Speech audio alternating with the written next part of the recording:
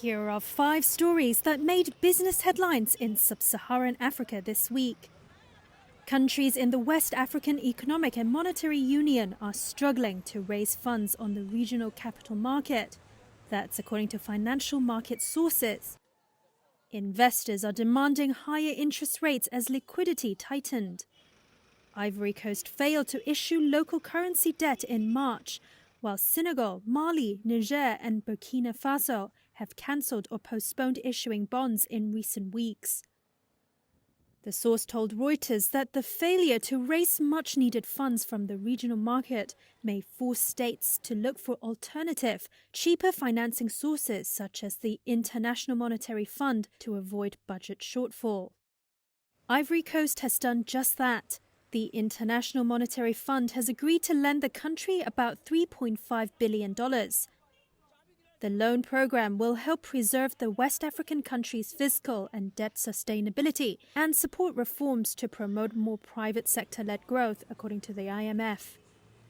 Nigeria's Senate has approved China Development Bank to fund a new rail project. The country's Kaduna to Kano rail project cost $973 million.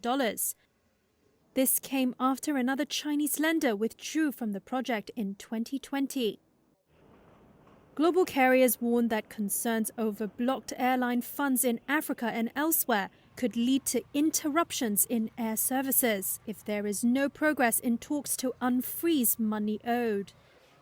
The International Air Transport Association said in a briefing about $1.6 billion of funds are being withheld in various African countries due to currency shortages or other problems. And finally, back in Ivory Coast, a flagship program launched in 2019 that promised a living wage to cocoa growers has left many worse off. More than a dozen Ivorian farmers said they were paid well below a price set by the government. It was itself lower than the price promised when the scheme was launched.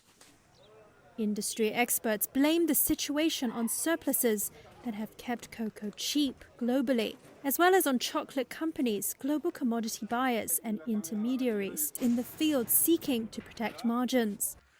They cited inherent flaws in the government program, including a lack of supply management.